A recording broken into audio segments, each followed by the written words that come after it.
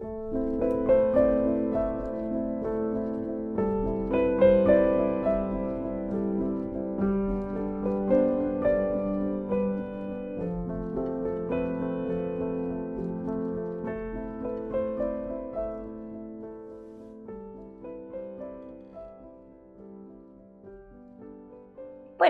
tendría que empezar casi con un comentario sociológico. Mi familia es típica familia de clase media, argentina, con un padre y una madre hijos de migrantes italianos y españoles. Mis dos padres, él médico, mi madre odontóloga, primera generación de universitarios. En el caso de mi padre, mucho más notable, el único con estudios universitarios de 9 hermanos. Fui a escuela pública, siempre que me suelen preguntar esto, si soy creyente o no lo soy, y no lo soy por formación. No he sido bautizada, lo que era bastante extraño hace 60 años, incluso para el medio en el que yo me movía. Mis hermanos y yo hemos ido a escuela pública. Yo hice la escuela primaria en la escuela Alberdi, en la época que era solo de mujeres. Después hice el secundario en el Manuel Belgrano, y ahí me detengo un poquito. En el Manuel Belgrano, porque una compañera mía de la primaria se iba a presentar, iba a rendir ahí. Entonces, bueno, yo quise y así fue. Mis hermanos, tengo 3 hermanos, también fueron al Belgrano, y de alguna manera iniciamos como una generación de belgranenses. La mayoría de mis sobrinos, 3 de mis 4 hijos han ido ahí al Belgrano. Yo he sido docente también ahí, además de alumna, madre, docente, etc. Cuando yo terminé el secundario, tenía claro, siempre me interesaron las humanidades, me iba bien en filosofía, me iba bien, no tan bien en historia, bien en literatura, a la vez me iba bárbaro en matemáticas, pero a tal punto que yo no lograba entender cómo mis compañeros se podían llevar una materia que era tan fácil, que si estaba todo había que seguir una lógica. Y bueno, en su momento dije, voy a seguir o historia o letras. A ultimísimo momento me decidí por historia. Pero, para ser sincera, 20 veces estuve por abandonar, pero creo que no tuve la valentía suficiente para dejar y empezar otra cosa. Yo entré a la universidad en el año 1976, es decir, con pleno golpe de Estado.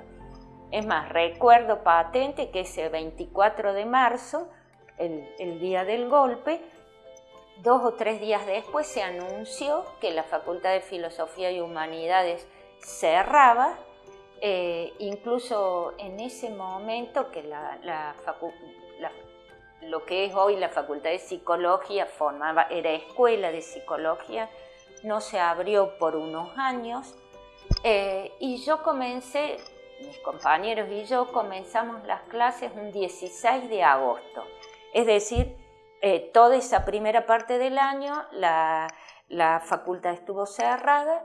Empezamos un segundo cuatrimestre haciendo 3 materias, me acuerdo muy bien, era Introducción a la Historia, Prehistoria y Arqueología y Antropología Cultural. En ese momento daba Antropología Cultural Ricardo Costa. Y ahí, digamos, de esas 3 materias que yo estaba haciendo, Antropología era fue la que más me interesó. Entre otras cosas, bueno, porque cabía todavía alguna posibilidad de problematizar algunas cosas. Bueno, cuando yo ingresé a la universidad, recuerdo que era un 16 de agosto, mi primer día de clases acá, pudimos hacer solo 3 materias. Introducción a la historia lo teníamos al profesor Cayo García, que después también cayó, prehistoria y arqueología, y antropología cultural con Ricardo Costa. De esas 3 materias, bueno, Cayo también era muy buen profesor. Me interesó mucho antropología por la posibilidad de problematizar algunas cuestiones. Pero la verdad que el ambiente era horrible. Yo les cuento a mis hijos ahora y no me pueden creer que nosotros, las mujeres, nos teníamos que atar una colita de caballo porque no podíamos venir con el pelo suelto. Los varones no podían tener barba, porque eso se asociaba barba a zurdo, a peligroso. Me acuerdo una vez que el profesor Rubio no lo dejaron entrar, que tenía barba, no lo dejaron entrar al pabellón España y dio su clase de historia de la cultura afuera. Bueno, a ese nivel, el tipo de bibliografía que teníamos era terrible, pero terrible. Me acuerdo ciertas materias como historia de la Edad Media, era pura memoria. Yo decía, te tenés que acordar todo el listado de papas, el listado de reyes, para colmo que eran Luises en un país y Luises en otro, y no tenías, parece increíble, pero así era, no tenías otro soporte conceptual, ideológico, etcétera, donde poder encadenar estos hechos que parecían que surgían así, casi como las plantas.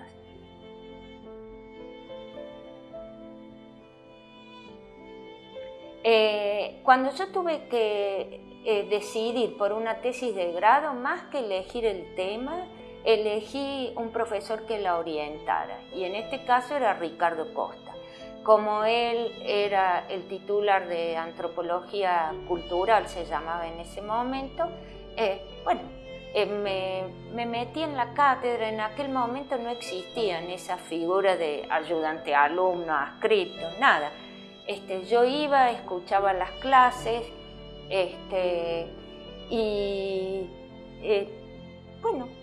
un poco pensando con él me habló. Mi tesis de licenciatura fue un estudio de un grupo de salteños que vivían en Unquillo. En ese momento, estamos hablando de principios de los 80, un grupo de familias pobres, residentes allá en fincas, por lo tanto migrantes y pobres. Allí comenzó, te diría, mi contacto intelectual con la pobreza. Hice ese trabajo y bueno, medio que ya me quedé interesada en cuestiones que en aquel momento se enunciaban en términos de pobreza. Bueno, en aquellos años, cuando yo terminé mi tesis de licenciatura, 1 o 2 años después, en el 86, ya era profe en el Manuel Belgrano, y en el 86 me presenté una selección de antecedentes en la cátedra de sociología y la gané. Pero, ¿cómo serían mis expectativas? Que Ricardo Costa me habló por teléfono para avisarme que yo había ganado, porque ni siquiera había ido a averiguar cómo había resultado esa selección. En esos momentos no había posibilidades de formación de posgrado.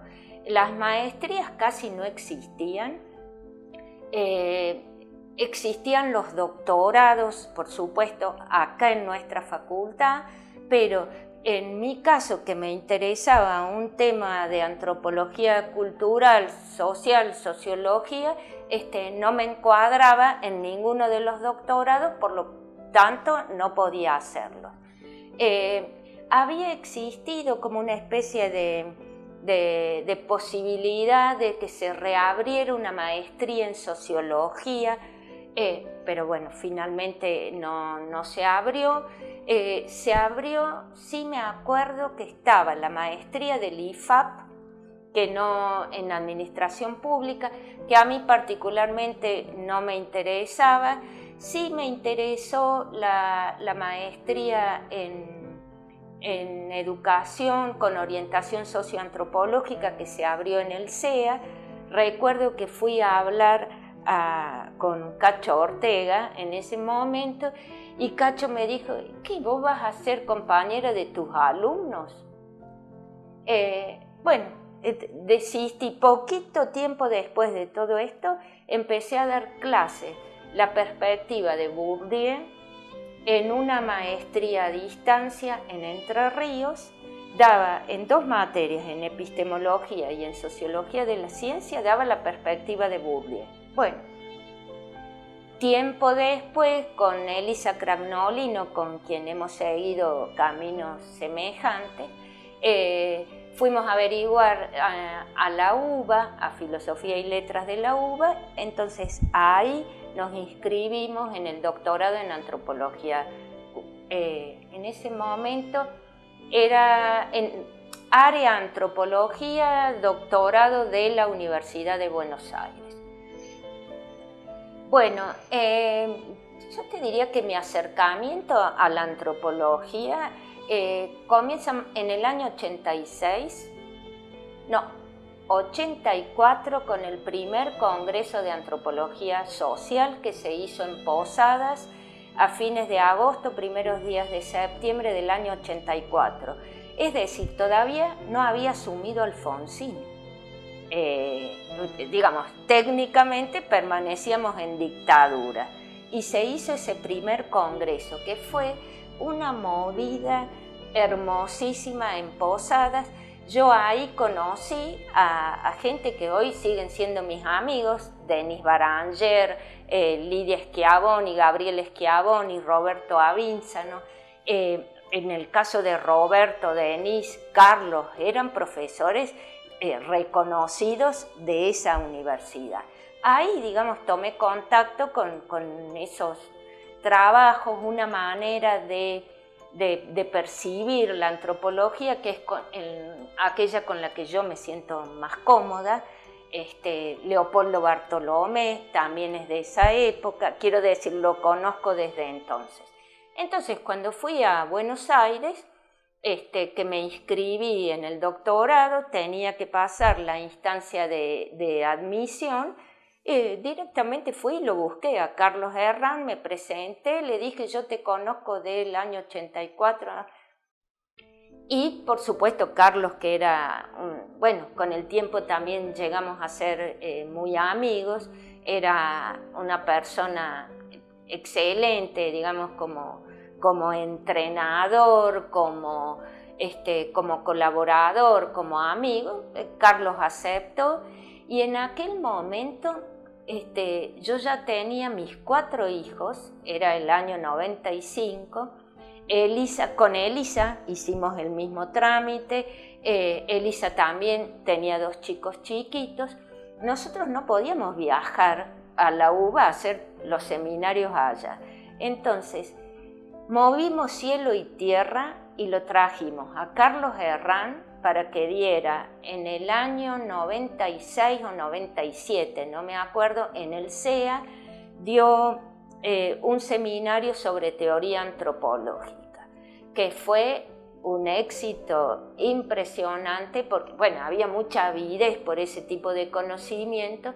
Tiempo después la trajimos a María Rosa Neufeld, el mismo año o el año siguiente, que dio un seminario sobre antropología y educación, y nosotros con Elisa los traíamos, los organizábamos, hicimos los seminarios, presentamos los trabajos y después nos fuimos a la UBA y conseguimos, por supuesto, la acreditación de esos seminarios.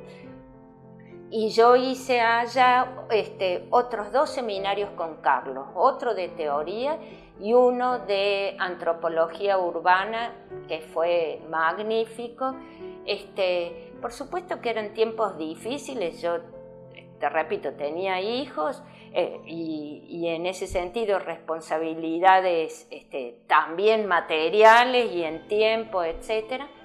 Entonces en Palma, me acuerdo que iba al curso de Carlos miércoles y yo jueves y viernes daba en una maestría en Azul la perspectiva de Bourdieu. Entonces me cubrí el viaje con los gastos de la maestría y con los honorarios el curso, etc. En aquel momento creo que tuvimos que cursar solo 4 seminarios. De todas maneras, nosotros con Elisa hacíamos todo lo que podíamos conseguir. En el año 98 yo lo conocí a Bourdieu. Ya había publicado mi librito sobre Bourdieu. La primera edición era de Centro Editor de América Latina. Fue en el año 94. Yo en el 98 lo conozco a Pierre Bourdieu. Tuve la oportunidad de conversar muchísimas veces con mi tesis, con mi trabajo, y él me contactó con Jean-Claude Combesi, junto con Gerard Mollet, Patrick Champagne, toda la gente que ha trabajado con Bourdieu. Y bueno, y con Combesi entablamos también una amistad muy importante. Vino Combesi acá en el año 98 a dar un curso sobre metodología, digamos, totalmente cruzada con una posición epistemológica, de reflexividad, etcétera, que la verdad que fue muy atractivo para nosotros. Nunca nos habíamos chocado con miradas explícitas así. Y bueno, y ahí yo le pedí a Combesi que si me podía codirigir la tesis. Y él me dijo: te propongo algo mejor, que inscribamos tu tesis en la Escuela de Altos Estudios de París y la haces en cotutela. Bueno, por supuesto que yo, a mí me encantó eso. Combesi, yo cada vez que lo cuento, sobre todo los colegas franceses no lo pueden creer, Combesi tradujo el proyecto, fue a la entrevista, etcétera, me admitieron. Bueno, y así comienzo el doctorado en cotutela. Bueno, a mí me interesaba ya desde mi tesis de licenciatura la cuestión de la pobreza. Yo estaba en ese momento, había comenzado con la propuesta de doctorado con una beca de CONICOR. Me dirigía a Ricardo Costa. Él me hizo contacto con una ONG, SEAS. Si lo digo es porque, a pesar de alguna crítica que escribo acerca de su postura y de ellos, conservamos una excelente relación con la gente de SEAS. Tomé contacto con ellos para pedirles concretamente que me abrieran la posibilidad de entrar a algún barrio o villa donde ellos estuviesen trabajando.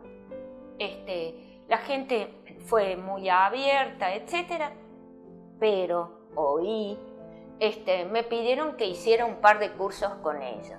Yo honestamente creo que me pedían conocerme un poco más y ver a qué se comprometían. Hice un par de cursos en SEBE en aquel momento. Me acuerdo que tuve a mis 2 hijas más chicas, que nacieron en el mismo año, y no son mellizas, con las becas de CONICOR y en mi contacto con SEAS. Bueno, ellos concretamente me acompañaron a ese barrio. Ahí sí, no voy a decir qué barrio, porque he cambiado el nombre que aparece en el libro. Mi manera de entrar ahí fue vía un taller de costura y tejido que tenían las mujeres. Eran un grupo de 10, 12 mujeres que se reunían a coser, a tejer. En esos momentos había planes que financiaban, por ejemplo, máquinas de tejer, insumos, etc. Fue una buena posibilidad para mí para entrar ahí, entre otras cosas porque yo sé coser y sé tejer. Entonces por ahí era, oye Alicia, mira, encontré pero no sé cómo hacer este punto. Y si vos sabés tejer, con solo verlo, te das cuenta cómo tenés que proceder. Bueno, y esa fue un buen enganche con las mujeres.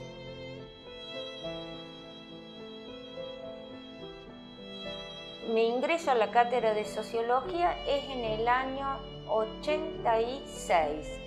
Ricardo Costa acababa o el año anterior, de concursar y había ganado como titular de Sociología.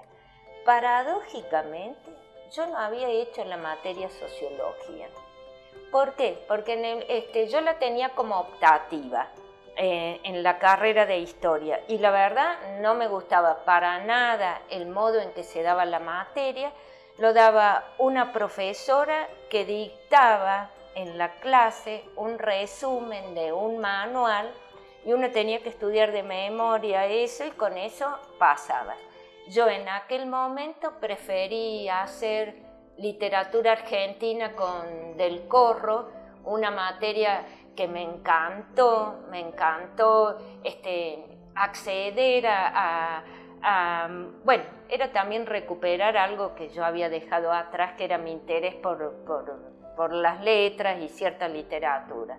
Entonces yo Sociología no la había hecho. Sí recuerdo que era una materia fácil, de esta que los compañeros siempre hacían, porque total la estudias en 2 días, pero en el año 86 u 85, no me acuerdo, Ricardo Costa gana como titular e indudablemente reestructura el programa y le da a esa materia una impronta que en buena medida creo que todavía conserva el programa que tengo yo. Hemos cambiado la bibliografía, etcétera, he hecho algunos ajustes, pero conserva esa impronta de poder mostrarles a los alumnos en una única materia Sociología que tienen para todas las carreras, las 3 grandes perspectivas: el funcionalismo y el estructural funcionalismo, el individualismo metodológico y algunas versiones que van cambiando todos los años de la teoría de la elección racional, y la línea que digamos que uno puede construir, Elias, Giddens, Bourdieu. En aquel momento, bueno, todo se estaba haciendo en la facultad.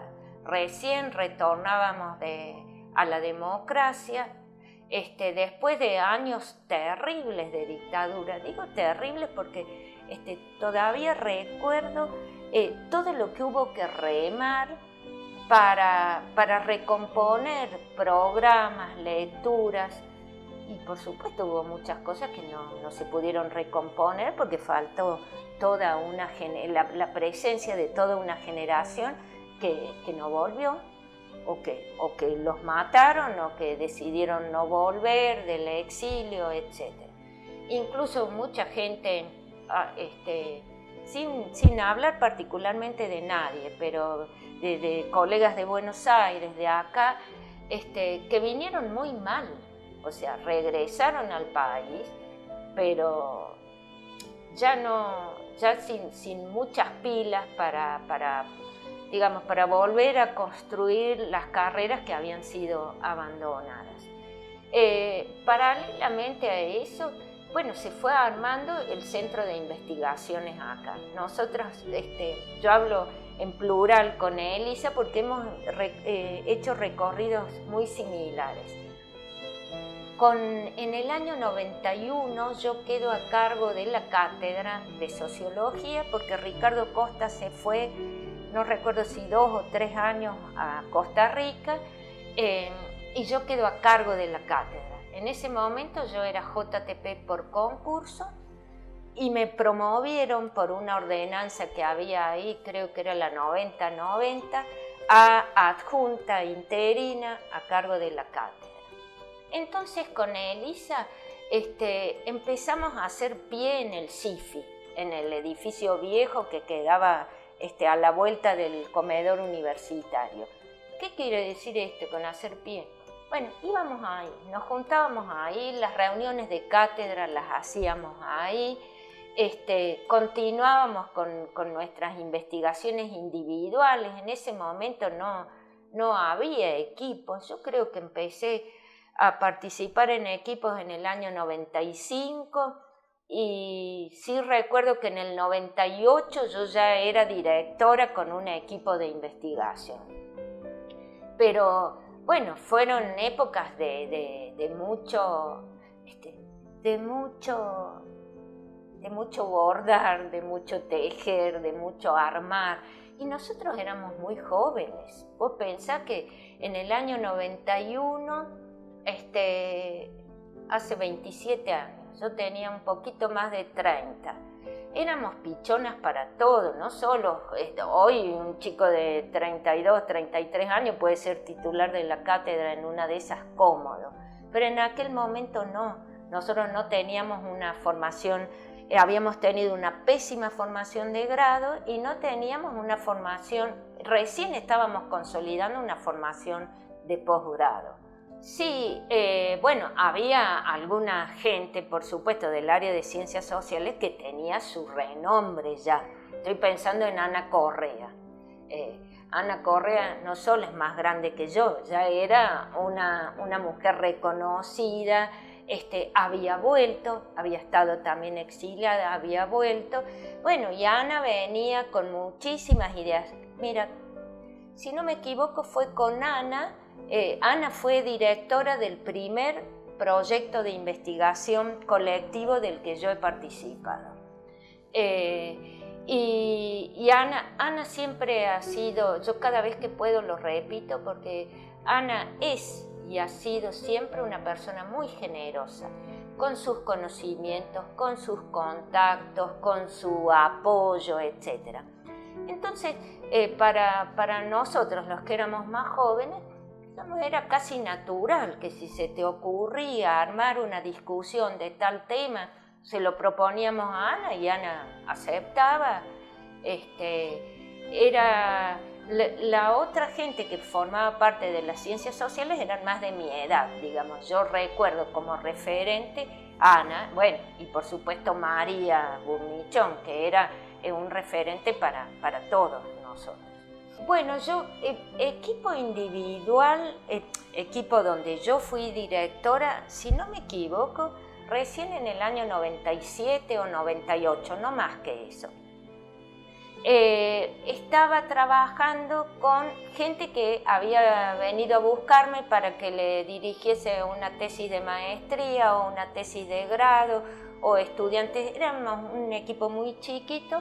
Seguía trabajando la cuestión de la pobreza y más específicamente ya ahí me fui indagando más sobre redes sociales y capital social, que ha sido mi tema durante mucho tiempo. Hicimos investigaciones acá en Córdoba, también en Malvinas Argentinas hicimos bastante investigaciones durante bastante tiempo, digo. Incluso ahí en Malvinas Argentinas, Andrea Bombilani hizo su trabajo de campo y yo la dirigí para su doctorado en psicología. Allí ha hecho también su trabajo de campo María Laura Freire. María Laura ya formó parte de los últimos equipos de Malvinas. Y después pasamos de la pobreza a la desigualdad social. Un poco en mi modo de analizar la pobreza siempre ha sido en términos relacionales, es decir, no considerando a la pobreza y a los pobres de manera aislada, sino dentro del contexto social en el que se produce y se reproduce la pobreza.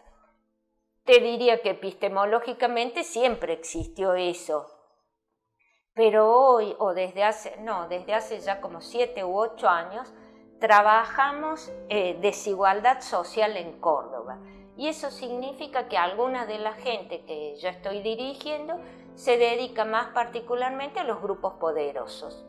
Por ejemplo, Julieta Capdeviel, que trabaja grupos empresariales ligados a la construcción, a la vivienda, etc. Por ejemplo, Manuel Jovine, que se acaba de doctorar, trabaja sobre estrategias escolares de las élites cordobesas, pero siempre conservando un espacio colectivo donde o el trabajo en los jóvenes de sectores populares o la educación de las élites son parte de una misma concepción analítica sobre las clases y el espacio social. Bueno, te diría que no. Nos encontrábamos con algunos sociólogos, concretamente con la gente de derecho, donde en las comisiones de CECIT, porque nos convocaban para evaluar, o incluso en 3 proyectos que hubo, contando el que finalmente se concretó para las aperturas de las carreras de sociología y ciencia política. Por supuesto que nos cruzábamos, dialogábamos, etcétera, pero nuestras temáticas de investigación eran completamente distintas.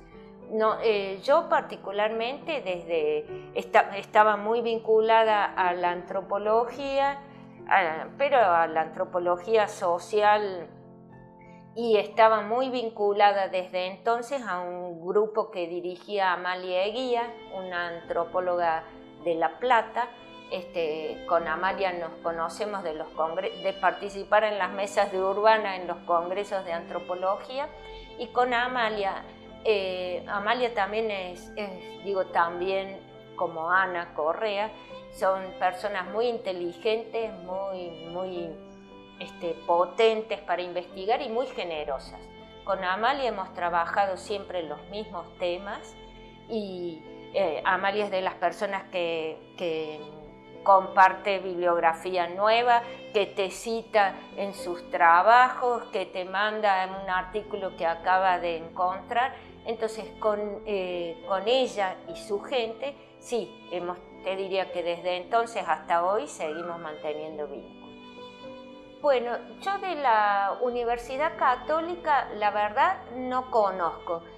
Un par de veces me han invitado a dar una conferencia, etcétera, pero te diría que eso ha sido a posteriori. Después creo que después que se publicó la primera versión de mi libro sobre la pobreza. Al IFAP lo conozco más de cerca porque allí primero empecé dando un seminario sobre Bourdieu, y después di en varias oportunidades 2 materias. Daba epistemología, y que en realidad era fundamentos epistemológicos de las teorías sociales, y teoría social. Daba acá en Córdoba y también en Viedma, por un convenio que tenía el CURSA con el IFAP. El IFAP repetía la maestría ahí. Entonces, ahí por supuesto conozco a los colegas, sobre todo a los colegas más viejos, a los que me convocaron, incluso la verdad que de mis mejores experiencias como docente han sido esos grupos. Tenía chicos muy interesados. Hago así porque recuerdo que a la derecha se ubicaban los egresados de ciencias políticas y los abogados, y a la izquierda los de trabajo social, los que venían de otro lado. Se armaban unas tremendas discusiones. Yo las fomentaba, pero discusiones en buenos términos. La verdad que mi experiencia ahí en el IFAP ha sido muy buena, e incluso he dirigido tesis de maestría del IFAP.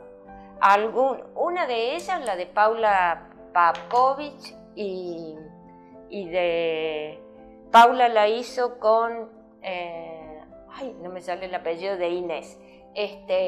A Paula la debes conocer, ella está en sociología en la Universidad de Villa María.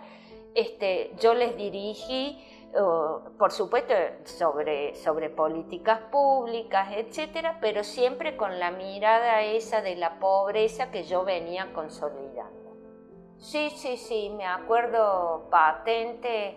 La revista Estudios era para nosotros una revista muy importante, a pesar de que era nuevita. Recuerdo, yo tengo un artículo publicado ahí del año 95, creo que es, y me acuerdo que el color de la tapa era azul. Y bueno, en ese momento no publicabas 4 cosas por año en revistas con referato y demás como ahora, ¿no es cierto? Entonces, decir que vos habías formado parte de ese número era muy prestigioso cuando nos movíamos. Al CEA, yo tenía cierta vinculación con el CEA por esto de amigas de ciencias de la educación que estaban haciendo la maestría allá. Venían algunos antropólogos como Elena Aquili, por ejemplo, a quien yo conocía por los eventos de antropología. Entonces, cuando alguno de ellos venía al CEA, nos juntábamos, tomabas algo, intercambiabas cosas. El CIFI, te diría que llevó un camino, iba a decir paralelo, en realidad debería decir independiente, ¿sí? ¿Por qué? Porque acá siempre hubo gente que hacía falta volver a institucionalizar, a rearmar un centro de investigaciones, pero gente capaz de pensar, de proponer un proyecto, de dar conferencias sobre los temas, siempre hubo. Te diría que nosotros hemos hablado algo de esto en una entrevista que nos hicieron a las más viejas de ciencias sociales, que salió publicada en una revista en el CIFI. Te diría que las experiencias son por lo menos heterogéneas. Mi manera de ver es que esto de los incentivos también incentivó a la conformación de equipos de investigación, a obligarte a armar un proyecto, a presentarlo a evaluación, a que ese proyecto sea aceptado, etc. Mi visión en ese sentido es más vale positiva que negativa. Otra cosa es después cómo te cuentan, cómo te evalúan, cómo suman, cómo restan. Pero la política en sí, de alguna manera uno se sentía obligado, ¿no? Tenés que hacer investigación. Antes de eso, ¿cómo justificabas que vos eras docente investigador? Digo, en casos que conozco de esta facultad. Y vos estudiabas por tu cuenta, escribías un informe en tu casa, en la máquina de escribir, y bueno, ya con eso dabas cuenta que hacías investigación. Entre eso y la vorágine de tener que publicar, que buscar, que esté indexado en tal cosa, bueno, hay todo un camino intermedio que no ha sido del todo malo. Cuando yo me presento a CONICET ya no tenía edad para asistente, tenía casi edad para ser presidente del CONICET. Entonces yo no me presenté como director, me presenté a la Comisión de Sociología y Demografía con un proyecto sobre redes y capital social. Me fue pésimo. Pero la evaluación era tan dura, yo la leía y yo pensaba, no, yo no soy tanto. ¿Y por qué era así tan dura? Mira, ¿cómo será que llegó a Junta y Junta le pidió a la comisión que volviera a evaluar caminos que no se suelen recorrer? Bueno, fue peor.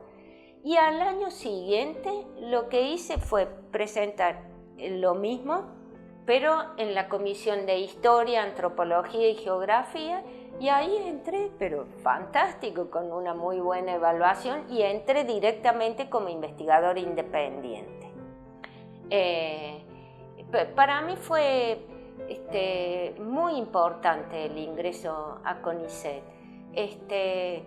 Desde que entré participo en comisiones, a veces me convoca la gente de sociología, a veces la gente de antropología, he estado en ingresos, en promociones, también en becas.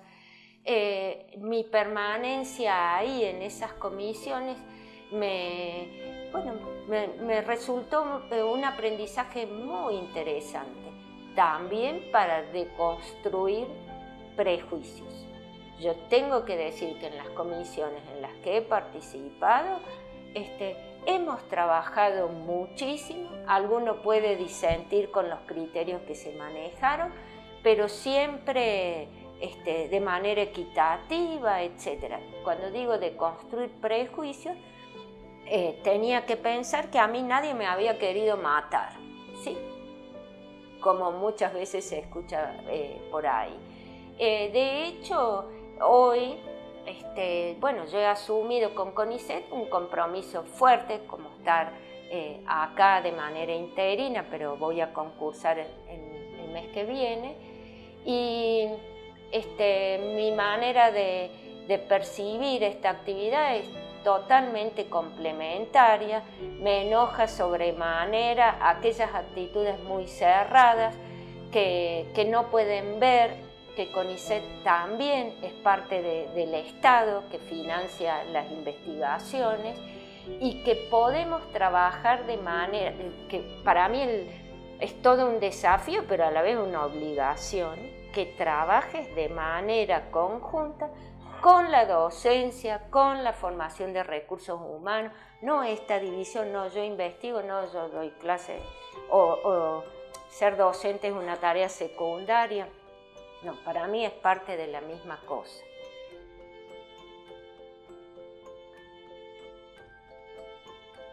Bueno, yo participé junto con Elisa Cragnolino y Mónica Gordillo. Mónica no sé si fue en las dos últimas o en las tres. Elisa y yo hemos participado en los tres últimos intentos, incluyendo el exitoso. A mí me convocó siempre la facultad, porque al armar esas comisiones se buscaba gente de filosofía que fuese representante de la cátedra de sociología, gente de derecho. Me parece que en la primera oportunidad trabajamos solo para la carrera de sociología y en las dos últimas era sociología y ciencia política.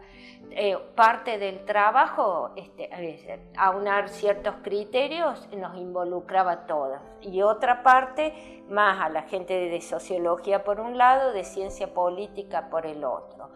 Es decir, y siempre nos encontrábamos las mismas caras, ¿no? La gente de derecho, Elisa y yo. Ahora recuerdo, la primera participación de Mónica en comisión era en su calidad de vicedecana de la facultad. Entonces formábamos parte las tres. Yo honestamente creo que no hay demasiados cambios entre lo que finalmente se aprobó y lo otro. El recuerdo que yo tengo fue que trabajábamos mucho, que no siempre estábamos de acuerdo, pero que siempre fue un clima amable, aun cuando disentíamos en cómo encarar las cosas. Para mí fue, la verdad, interesante trabajar en este sentido con Carlos Lista, con María Inés Bergoglio, con Marta Landa, a quienes conocía de nombre, a veces por ahí nos ubicaban los dichos, nos ubicaban en posiciones ideológicas completamente distintas. Honestamente, mi experiencia ahí fue muy buena. Te repito, no siempre estábamos de acuerdo, pero llegábamos a acordar las cuestiones básicas. Sí me acuerdo que muchísimo trabajo, no hicimos nada, pero nada, a los ponchazos. Los contenidos mínimos de cada una de las materias, etc. Probablemente la versión final, la que se aprobó, tenga más elementos en común, ambas carreras, sociología y ciencia política, que las versiones anteriores. De todas maneras, nosotros no armábamos la carrera ideal. Armábamos una carrera creyendo en todo caso que íbamos a contar con pocos puntos para cargos, no con 0, ¿sí? Con pocos puntos para cargos. Entonces, indudablemente eso incidió en conformar ese tronco común entre sociología y ciencia política que pudiese ser asignada a gente que ya tuviera cargo, etc.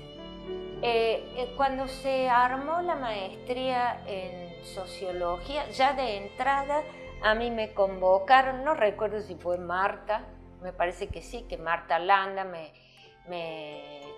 convocó para armar un seminario específico. Era optativo, pero se ofrecía para cada cohorte, sobre pobreza y desigualdad social. Era un seminario que a mí me encantaba dar porque me permitía combinar, digamos, las investigaciones que yo había hecho y que estaba haciendo con la mirada teórica específica de la pobreza y de las relaciones de desigualdad que venían de Bourdieu. Con el tiempo, primero creo que para la primera cohorte solo di el seminario y luego también he participado en 2 o 3 oportunidades en el comité académico, lo que significaba volver a trabajar con esta gente que te nombré hace un rato. Mira, mientras me hacías la pregunta, pensaba, nunca me detuve a pensar eso, ¿sí? El investigar sobre la pobreza sí tiene que ver con mi historia personal y un lazo muy fuerte que yo he tenido con Yolanda, una chica que trabajaba como empleada doméstica en mi casa. Yo tenía un lazo muy fuerte y ella me solía invitar, cuando yo era chica, a mí y a mis hermanos a tomar la leche a la casa de ella. Y ella vivía en una villa, y a mí me encantaba ir ahí, porque me encontraba con gente que me rodeaba de afecto, que nos servía mate cocido. Siempre me acuerdo de esta imagen. Tomábamos mate cocido con criollos, con mermelada, y Santos y Patricio, 2 hermanos de Yolanda, con un repasador así espantaban las moscas. Años después, en análisis, me he dado cuenta que mi interés por la pobreza me lleva a ese lugar. Yo quería ver cómo vive la gente pobre, qué piensa, qué quiere, qué busca, en qué trabaja, etc. Entonces, hay una cosa afectiva fuerte. Y después el modo, digamos, que te liga al análisis concreto. No me interesaba solamente leer Oscar Luis, que escribió sobre la pobreza. Y después me parece que en esta inclinación tiene mucho que ver que mi acercamiento viene por la antropología y por la antropología social. Y la antropología social no se concibe de otra manera. Ya sé que hay algunos que hacen antropología teórica, pero en la tradición de la que yo te estoy hablando, que es la antropología de Posadas, la de Carlos, que digo de Posadas, pero en realidad el origen de todos ellos es Buenos Aires, ¿no es cierto? Me parece que eso tiene mucho que ver. Y después, conociendo mucho a Bourdieu, a su trabajo, sus textos, sus libros, vos te encontrás como que estás en tu ambiente, estás leyendo un sociólogo que te dice que la sociología teórica no existe, que la sociología se construye a partir de la reflexión teórica y el análisis empírico. Entonces uno termina creyendo que está en lo cierto.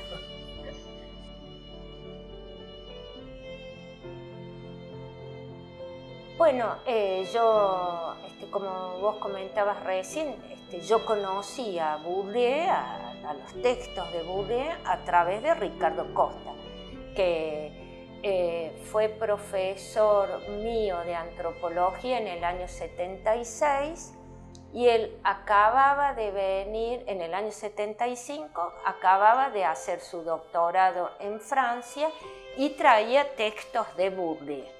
Incluso me acuerdo, la unidad 8 del programa de antropología hablaba de algunas categorías de Bourdieu, campo, capital, sobre todo esta cosa que resultaba tan novedosa como hablar en términos de capital simbólico, que había algo que era un capital, pero que no era económico, que era simbólico. Ricardo Costa había hecho como una especie de resumen, unos apuntes. Ese fue mi primer conocimiento de Bourdieu. Y por supuesto, a partir de esto, de los comentarios de Costa, con los años, para mí fue muy interesante descubrir más la noción de hábitus que la de campo y capital. Me parece que el modo como estaba estructurado Bourdieu en aquel programa le daba más importancia a esta noción.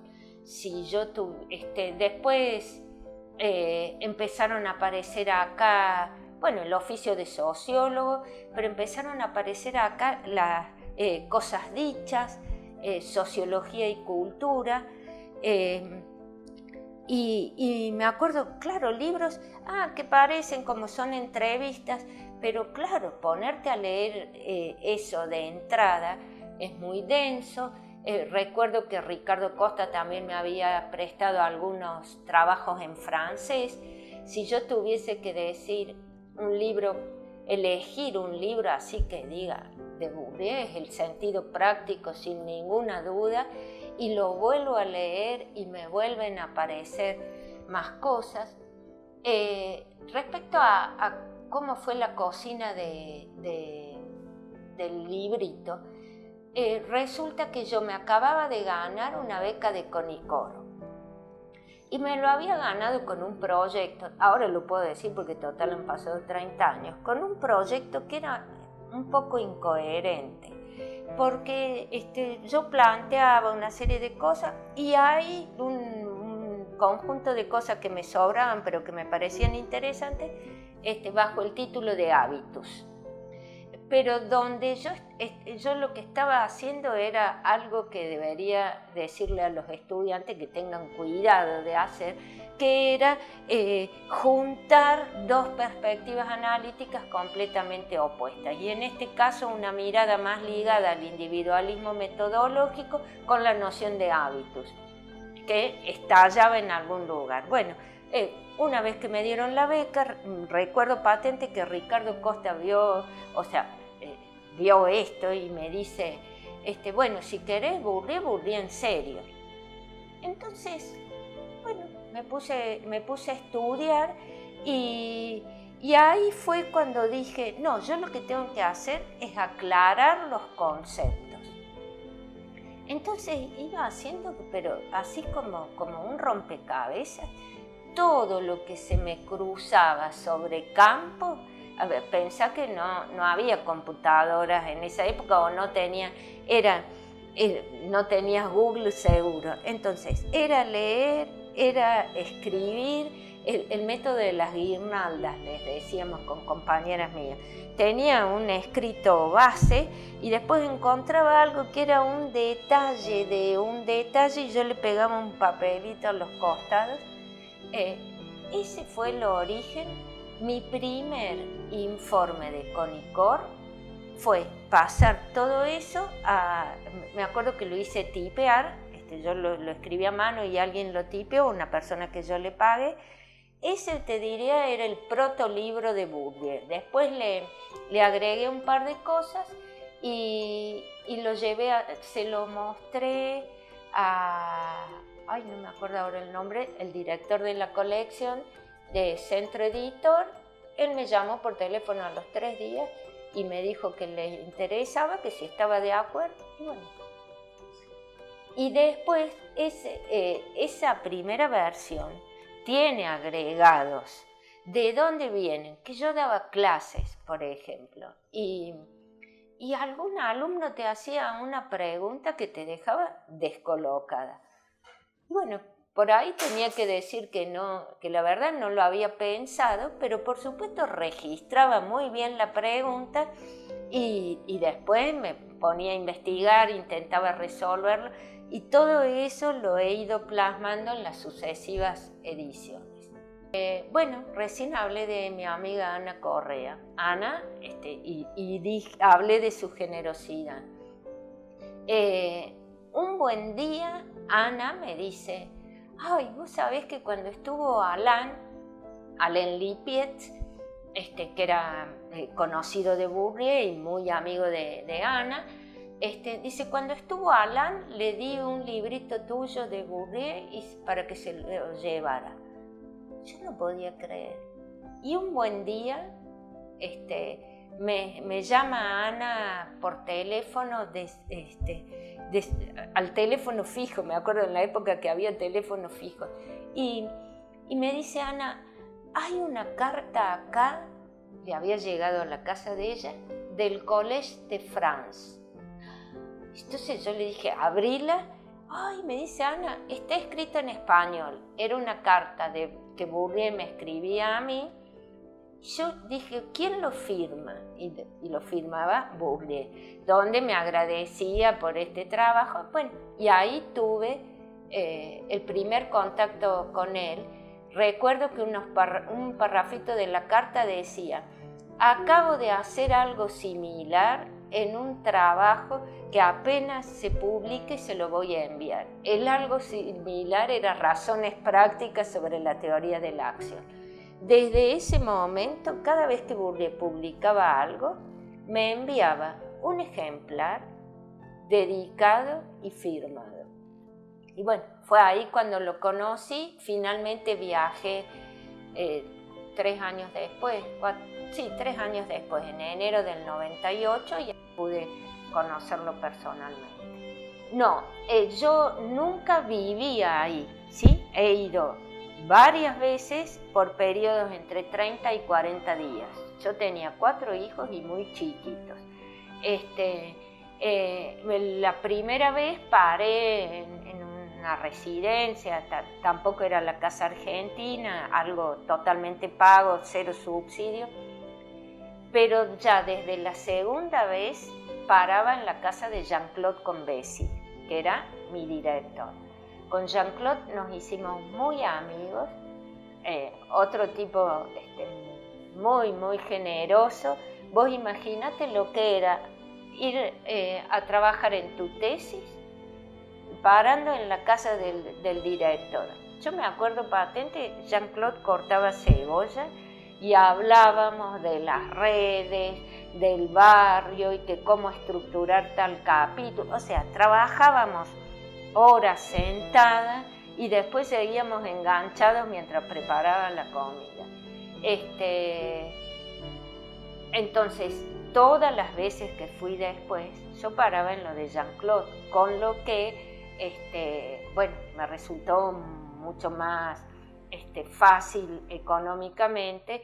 Por otra parte, un par de veces fui con una estancia, una vez fui con una estancia de la Maison des Sciences de l'Homme, otra vez fui para dar un seminario en París 8, donde Jean-Claude era profesor, así que, bueno, fue un poco menos costoso. Bueno, a la mayoría, no a Frank, ¿no? A la mayoría los conocí en el año 98, que fue cuando conocí a Bourdieu. Él me conectó, fui, me entrevisté, conversé, conocí a todos ellos. Particularmente, Frank tiene mucho que ver con la publicación de Intelectuales, Política y Poder. Resulta que, me acuerdo que de la UBA, Hugo Trinchero, que dirigía una colección en Deudeva, se comunicó conmigo para ver si yo podía ayudarlo, gestionar alguna compilación de textos de Bourdieu. En esa época los mails no eran tan... le envié un fax, me acuerdo, a Bourdieu, que había una editorial universitaria argentina, y Bourdieu me respondió que amablemente, pero que no. Y yo, que no me gusta que me digan que no, insistí al otro día con otro fax escrito, pero de otra manera, y Bourdieu dice, bueno, sí, puede ser. Entonces, se ve que él le encargó a Frank Pupo ya estaba haciendo su tesis de doctorado en l'École con una beca de raison d'agir de la asociación, y funcionaba ahí como secretario de raison d'agir. Frank armó el conjunto de textos, me llegaron a mi domicilio particular y yo fui a Eudeva. Y me acuerdo que dije, yo quiero el prólogo. Bueno, está bien, entonces llevo los textos a Eudeva y poquito tiempo después Frank me escribió desesperado un sábado a la tarde que Bourdieu necesitaba con urgencia una traducción del francés al español, eran unas 10 páginas porque tenía una videoconferencia en México que él había empezado a escribir en español pero que le resultaba muy dificultoso si yo se lo podía traducir. Yo pensé ahí, Bourdieu no tiene a nadie que le traduzca. Por supuesto que dije que sí y me quedé toda la noche levantada porque era la primera vez en mi vida que hacía una traducción. Por supuesto que sabía francés, leía francés.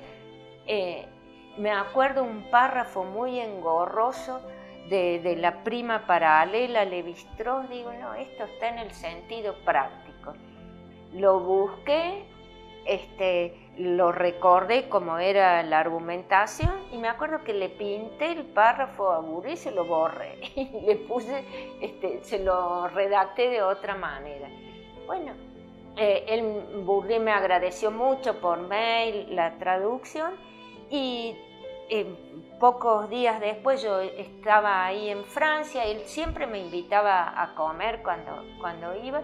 Y me dice, por favor, Alicia, controle usted la traducción del libro.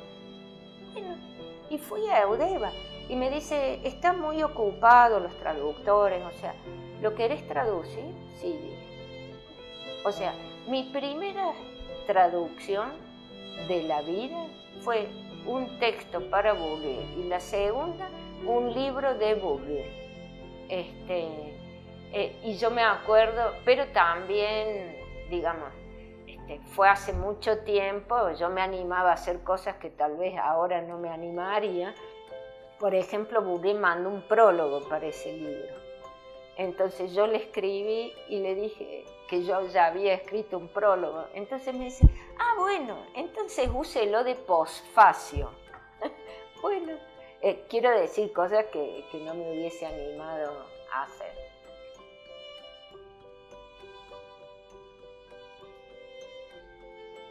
Me niego rotundamente a hacer sociología espontánea. Te puedo comentar alguna cosa que yo veo. Primero, creo que no se puede hablar de una perspectiva, que son muy heterogéneas las miradas,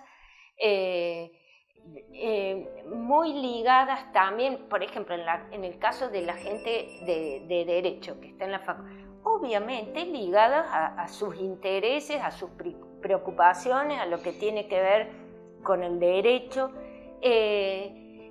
Después estaríamos otros grupos capaz que lo que hacemos nosotros con mi equipo de investigación está más ligado a lo que hace alguna gente de trabajo social, alguna gente de comunicación.